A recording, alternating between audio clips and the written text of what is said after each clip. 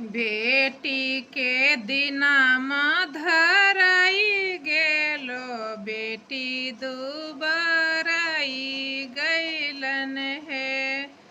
बेटी के दिनाम धराई गेलो, बेटी दुबराई गेलन है।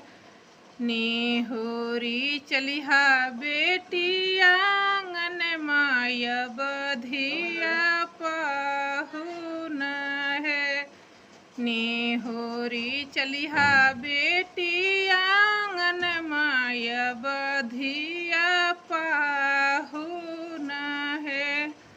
बेटी के दिनाम धराई गेलो, बेटी दुबराई गैलन है। बेटी के दिनाम धराई गैलन, बेटी दुबराई गैलन है।